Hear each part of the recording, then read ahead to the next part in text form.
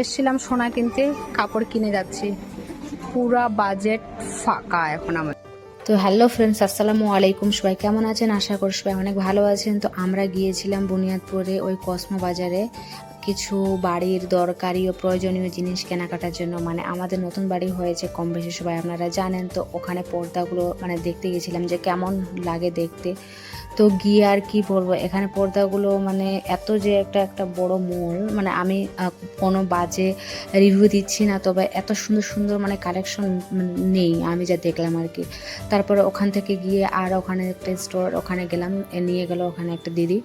তো দেখাচ্ছিল এই যে দেখতে পাচ্ছেন না, লাল নীল, এই তো মেরুন কালারের, তারপরে হচ্ছে ল্যাভেন্ডার পার্পল কালারের।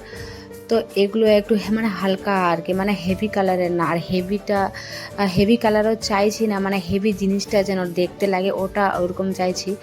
আর দুই সাইডের জানলাগুলো ওরকম মানে পর্দা চাইছিলাম আর কি।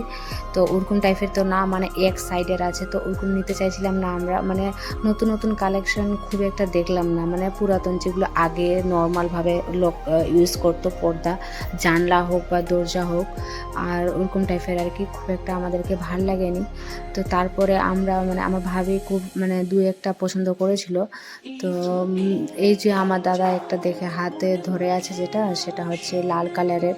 তো এখানে লাল কালারে দেখাচ্ছে না, অন্য অন্য একটু কালারটা দেখাচ্ছে, মানে মেশ কালারে দেখাচ্ছে।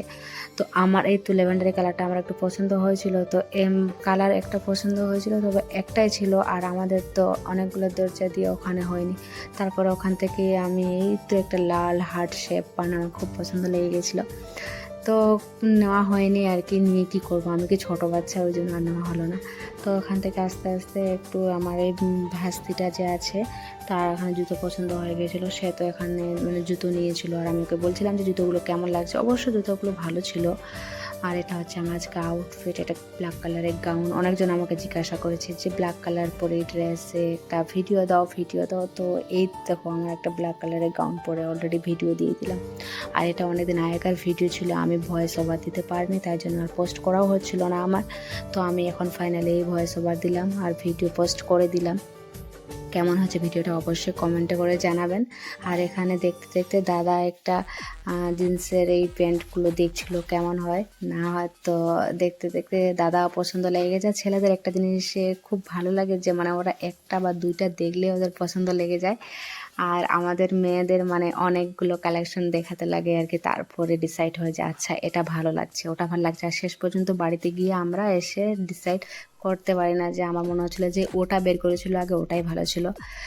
তো যাই হোক, এরকম মেয়েদের মাইন্ড বোঝা বড় মুশকিল। আমি একটা মেয়ে হয়ে মেয়েকে মানে জানি না কোন মেয়ে দেখছে আমার ভিডিওটা, বাট সে হয়তো বলতে পারে যে একটা মেয়ে হয়ে মেয়ের মানে দুর্নাম করছে। ভাই এটাই আমরা মেয়েগুলো।